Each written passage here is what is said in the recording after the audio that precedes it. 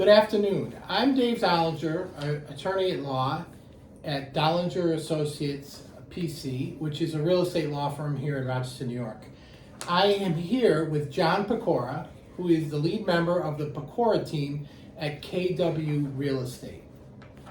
Great guy, great person to work with. So what we're trying to do in the intent of our process today is to put on video an outline of the process of buying a house so that you can feel comfortable that we know what we're doing, that we're here for you, and that you have a general overlaid expectation of what's going to happen during the process of buying a house.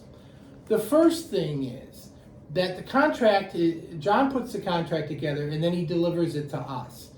And we, at that time, communicate with you about the contract. So typically we send out an email and we request, first of all, how do you like to communicate?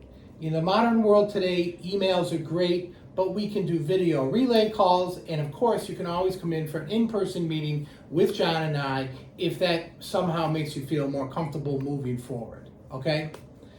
As with all of our clients, okay, we are here for you every step of the way about any questions or concerns. One of our major goals is to make you feel and stay comfortable during the transaction, okay? So typically, the contract comes over to me for John. The contract is contingent upon my approval, okay? So I need to approve the contract to have it continue to go forward. One of the major things we do is try to get you to understand the major terms of the contract. So we put it in an email to you, typically email. If you want to meet, that's fine too. But we typically put it in an email to you where we outline the purchase price, the closing date, whether the contract is subject to you obtaining financing, and any other contingencies or issues with the contract. We would put that in this email, okay? And then we also talk about the things that you need to do, which primarily is if the contract is subject to financing, you need to go and work with your bank to get your mortgage. Typically, we need a commitment letter by a certain date, and we also need to get clear to close, as they say, at the time in which the contract is supposed to close. Typically, we do pretty much everything for you. We arrange for the closing date. We arrange for the amount of money. We'll send you a closing statement. It says how much money you have to bring in a bank draft or certified check. If you have any questions, you can email us back and say, I have questions on my policy. You can come in, talk, whatever. You will get a closing statement from us that has a bottom line amount of money that you need to bring. So you either wire us that money or you bring us a certified check. We pay the seller, we pay all your expenses. We pretty much do everything involved in the closing, okay?